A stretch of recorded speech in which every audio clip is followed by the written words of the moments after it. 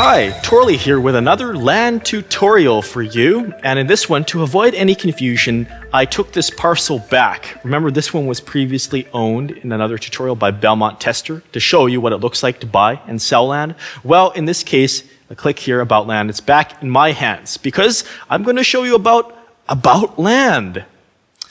In here, there are tabs, and you can access this either if you're the owner or if you're a group member that has these permissions. Now, groups are considerably more complex in some regards, so I'm not going to cover that, but I will go over it with a simple single owner for your benefit. So name, this is the name of the parcel that shows up right here. If I were to change it from video to like Hideo, as in Hideo Kojima, then Hideo, see, it changes the name. And the description is how you find it. It's good to put keywords. Notice here I put keywords enabling people to help find my video tutorials. Because if you go to search and search for something like watermelon, I bet my parcel will show up. Or not. Why not? Because in options, I don't have it set to show place in search. This is very important. If you're wondering why someone can't find your parcel, make sure to have this checked.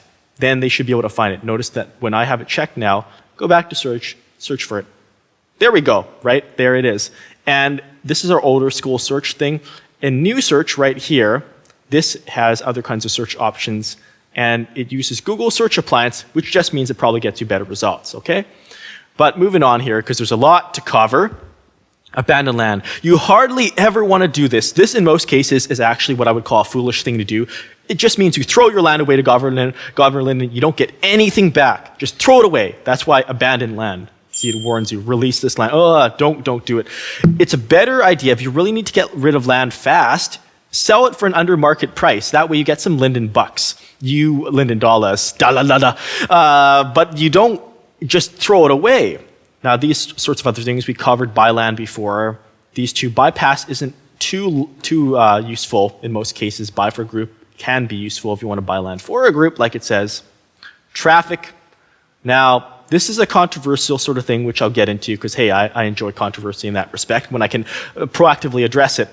Traffic is a measure relatively of popularity. There's an algorithm, a formula used to calculate, for example, the number of time avatars per day spend on your parcel, divided by how many other times they spend on other people's parcels, and there's a fractional equivalent of that, and all sorts of math. What you don't need to do is, you don't need to worry about this, because in the longer term, we are probably going to phase this out as better solutions arise, and so don't worry too much about traffic. There's some places I know that in popular places they have high amounts of traffic, but in the future, since it's gamed easily and since people can do all sorts of nasty scams to get up there, not saying these people necessarily did that, but just saying it's happened before and it will happen again. Don't worry too much about that. Focus on creating quality content and having a nice experience instead and getting the people you care about on your land. Claimed, this means when you bought it, okay? So, or when you just acquired it, usually through buying though. And area is the square meters, the size of it, of course. These group options, I should cover this in another video tutorial. Covenant. You can't change this unless you're an estate owner. And in the mainland, it doesn't apply really. So don't worry about it, just skip that. Objects. This tab is very important to know. The reason why is it tells you how many prims you have on here. So as you can see, I have a lot of stuff on my parcel.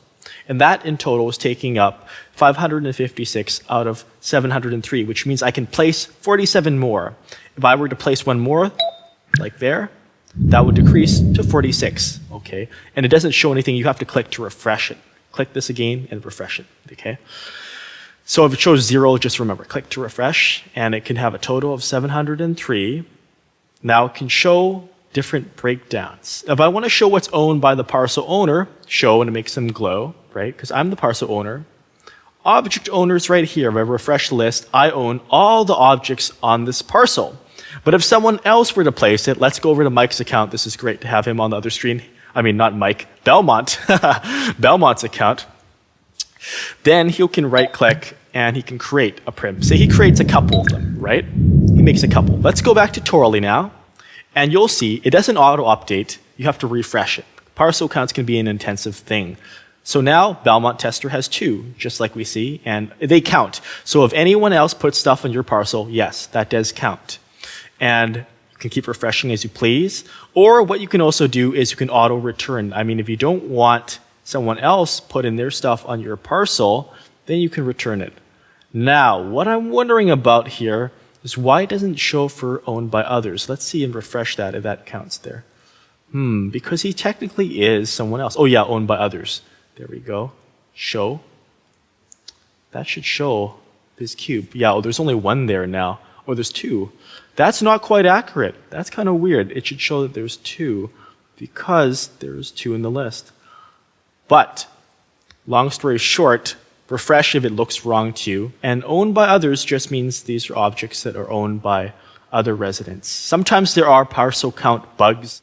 If you don't like someone else cluttering what you've got, you can easily dispatch that by clicking on their name and return objects.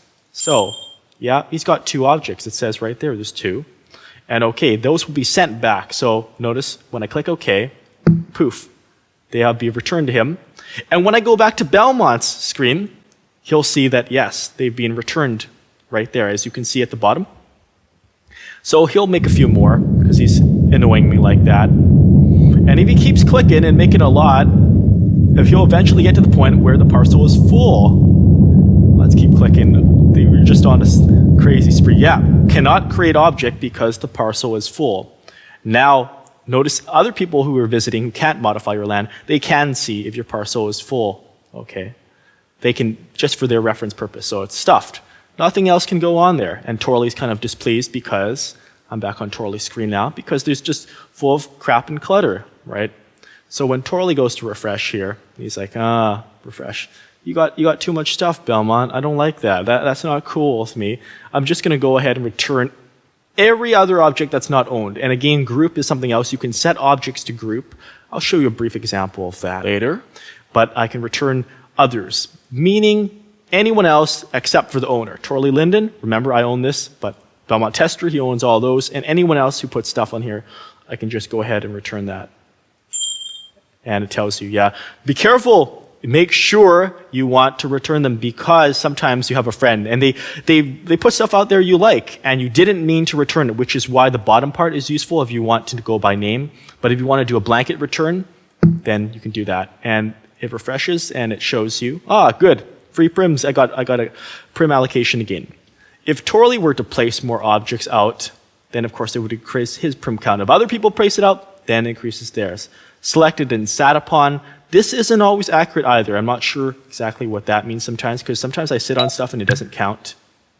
But in this case, yeah, it increases. I'm not sure why it shows 97 when I'm just sitting on a 2 prim seat. Puzzling. Just keep in mind this isn't always totally accurate, but keep it. It's a good thing to keep. And you can sort, of course, you can sort by clicking these columns, although there's just me there now. And auto return. This is convenient because this lets you just return stuff, junk, if it's just in the background. Let's set it to 1, and let's put a bunch of Belmont's stuff out. And let's watch as it gets auto-return to him, okay, while I'm explaining the other parcels. So he's going to plue with more crap. Auto-return is good for keeping things automatically clean. Okay, so notice there's all this junk here in the background. This will be sent back to him in a minute or so. And let's go into options. These options are really important to understand because of several reasons, one of them being the control over your land. Edit terrain. This is something you want to be very, very cautious about because if this is checked, you almost never want to have this checked. It means other people can modify your terrain and change the slope of your land and the height and lower it, and they can inadvertently or intentionally, maliciously return objects to you if this is checked. It means they can just bash up the ground, really. And so usually this is restricted to the landowners. You don't want to keep this on. And I've got a video tutorial on land terraforming, which is coming up. Create landmarks. This is kind of useless, okay? It determines whether someone can go to world and create a landmark here. If they can't, then it'll just tell them an error. It's useless because you can make a slurl. Remember, just like Second Life, like the World Wide Web, you can have an address to any place in the world. Even if you can't directly teleport there, you could still say, hey, I know where that is, and you're not going to hide that information. So create landmarks is, again, pretty useless. I say just leave it on. fly. Now this is if you allow residents to fly. Sometimes you don't want them to fly as part of the experience. And why are those blocks still staying there? It's been a minute. Okay, well, we won't be so impatient. But sometimes you want to control the experience. So if I uncheck fly, and let's go back to Belmont's screen, and it doesn't take place right away, but it takes place if he goes off and back onto the parcel. Okay, so say he's gonna fly off a bit, and okay, he's flying, right? And then if he walks back onto this parcel, then he won't be able to fly. If he flies through and goes on, he can keep flying. That's to avoid disrupting someone's flight. But if he walks, oh yeah, there we go. See, they got auto-returned. Woohoo, and the clutter is gone. Okay, so if I were to try to fly now, my button, whoop, ouch, is grayed out, and he can't fly. Okay, thanks Belmont for being my test, dummy. Create objects, it's of other residents, can even res objects to begin with. If you uncheck this, okay, then let's go back to Belmont, and then he's going to try to create a new object. Nope, can't create objects because that's restricted. This is good for avoiding some sorts of griefing and other sorts of littering, okay? Object entry, this is even more restrictive. It's if someone tries to push something in through the border. So let's head out to the border of this parcel. Here's a very easy example of what restrict objects does. So across this property line, and by the way, to turn those on and off, view property lines, is Torley's watermelon parcel right there. And with restrict objects on, it will make it so if I try to push an object over like this, it will tell me I can't reposition, permission denied. And when I click somewhere else, it'll slide back.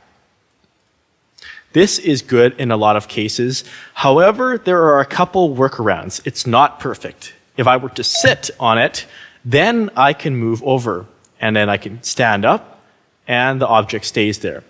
Ooh, hello there. The reason why is because when someone's on a vehicle, they need to sit on a vehicle, and we don't want to disrupt that. We don't want to suddenly fling them off if they try to butt in. And if they don't know, because the airspace, how can you tell sometimes? It's not easy to see where the parcel divider's on. And they might just be passing by in a few seconds, so that in itself is not a big deal. Another problem is if you're in another region, like that's in Grasmere. So I'm in Borrowdale right now. I just crossed the region boundary. In the mini-map you see it's right next to the region boundary. You can slide objects in from another region. So that's a problem if your region is, if your parcel is adjacent to another region. See, it stays like that. It's not a perfect thing, but it helps in a number of cases, and that's better than not having it at all. So let's go back to Torley's screen. Hi there, Torley. And let's go back to About Land in the Options tab. Now, let's have a look at what Run Scripts does. If I turn it off for all residents, that means that only non-parcel owner scripts and objects which are set to the same group the land is set to or owned by the same group the land is owned by will work. And I need to turn on Fly for this and create objects. So let's go ahead, I just check those. And by group, again, like these two for create objects and object entry, it's the same group here in the general tab, the same group that's specified, and this land is not set to a group right now. If the land is group owned, then it's going to say group owned, and it's also going to show the group right here. So just look here if you're ever curious what group it belongs to. And by the way, there is a gotcha, which is that if there's no group, that means that if an object is set to no group, then the script will still run. It's a bit confusing, but to avoid that, just set it to a specific group. So I can go ahead and set it to, let's see, Torley Council. That sounds good. And let's flip over to Belmont's screen. Belmont is over here. He's come out of the water. He's going to cross back over the parcel. Here he comes. And I have a couple demo items I'll quickly show you. The first would be an animated drink. These are pretty popular. And when scripts are off, it's not going to work. Right-click this watermelon cooler and wear it. And it's in his hand, but it's not being animated. Remember, like it says icons up here, you can look. This means no script. And by the way, you can click these icons to see what they do. This land has outside scripts disabled. It doesn't work. However, there's actually a workaround. It's done also to prevent vehicles from being stopped, since vehicles like planes are often physical, scripted objects. If you fly high enough, just fly about a ways, then the script will again work. See? Right there. So he can have his watermelon cooler in peace, but he's up here. So it's not an awe block, but it's useful for situations closer to the ground. Just keep that in mind. So I'll detach this, and now I'm going to show an example with this firework launcher. Right-click and edit. And since it's set to a group, the vidtuts group, but it's not set to the Torley Council. Remember, that's the group, and he is not in the Torley Council, so he can't set that. So it's not going to work. But back on Torley's screen, if Torley decides to change the group and sets it to the vidtuts group, he changes it from Torley Council to this vidtuts group, now the script on this will run. Notice already it has blinking light, and it started to run because it's programmed. It's a note card that popped up back on Belmont's screen. It's programmed to shoot out these fireworks when I click, and it showed launch shortly. All right, so that's how that works. And if Torley wants to take away that as well, back on Torley's screen, Torley can be sort of a Grinch, and he can go to options and disable run scripts for even the group. So only the single parcel owner can work it. Now back on Belmont's screen, if he tries to click for more fireworks, no joy. So that's how that works. So safe, this means that, let me show you. A land that's not safe is land that you can be hurt on, obviously. I'm going to teleport to Jesse. This is land that's not safe. It's a war zone, in fact, and it shows that you have damage with health on there. You see, that's a health allocator.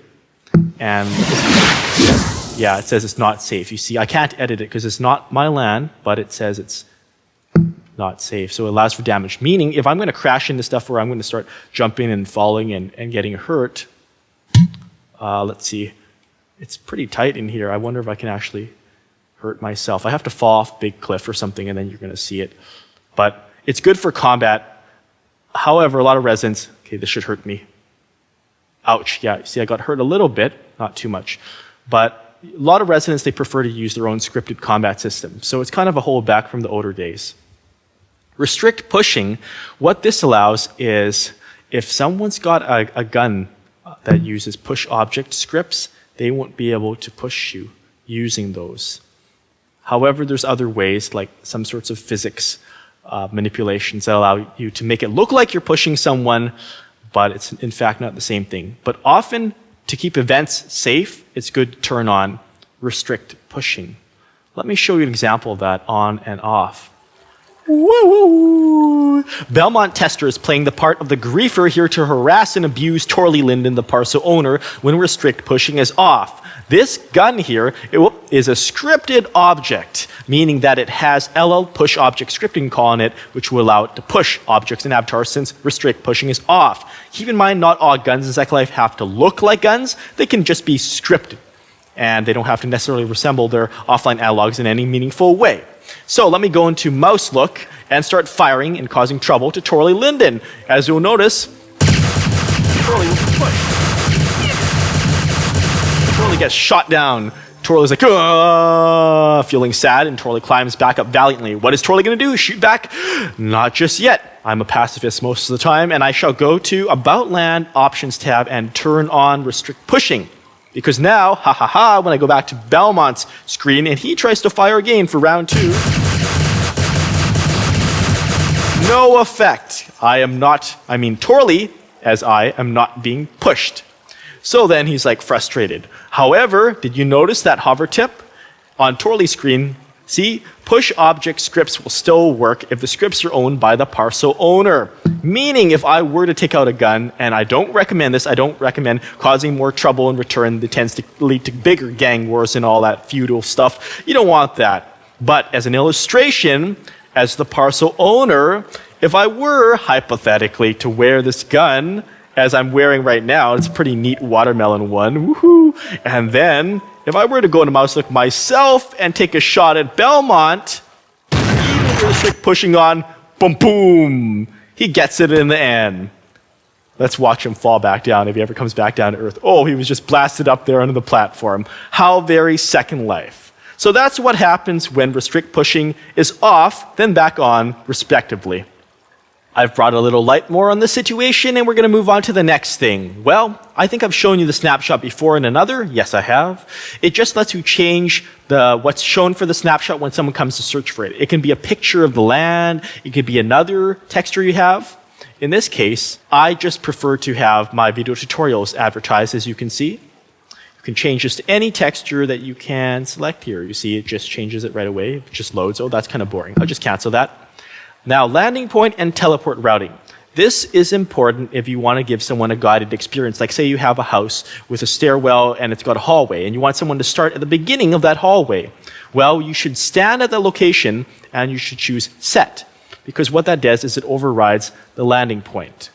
If I were to change teleport routing to the landing point specifically, that means when someone else goes to the landing point, someone teleports on the parcel, they'll end up at that landing point. So let's have a look at that. Let me just minimize and move it to the edge here. Okay, and then I'll just stand there. Let me take my gun away here. And then I will go back to here and I will set it. Now it will change the coordinates, you notice, to 182.11.29. So set. And it changes that, yeah, pretty close. It's pretty much the same thing. Now, Belmont, he's a guest here, and he's going to take his gun away because he's no longer in the griefer mood. He's a good guy now. We'll make him a bad guy again later, though. And say he's flying around and he teleports from another place back into Grasmere, onto my parcel. So if I go back into the map and load up Grasmere and try to teleport onto here, say teleport onto this section, instead I'll end up as Belmont on the landing point. As you can see, the landing point is right here, right next to Torley Linden. But if, back on Torley screen, if I change it to teleport anywhere, now we can see that Belmont, he is free to teleport to anywhere in the parcel. He ends up here as desired.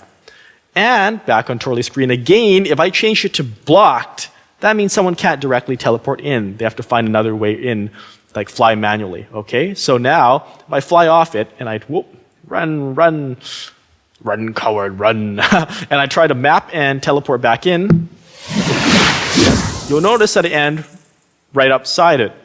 You see, because it's blocked. I go further and I try to go right back in, I end up here again, outside, right outside the parcel, not inside of it. That's usually not a good thing. It's not if you don't want people to visit, then you can set that to block. But if you do want people to visit, make sure to set it to either landing point or anywhere. And I like anywhere. So let's just set it to that. Now, the media tab onwards. Oh, by the way, I actually already covered this in Parcel Media Tutorials, showing you how to play movies and your land and music too. It's basically the same sorts of principles that can be applied. Voice was covered in a voice chat tutorials. So those were already covered in other ones. Go ahead and see those if you like. But access. This deserves a tutorial of its own. So stay tuned and watch for that.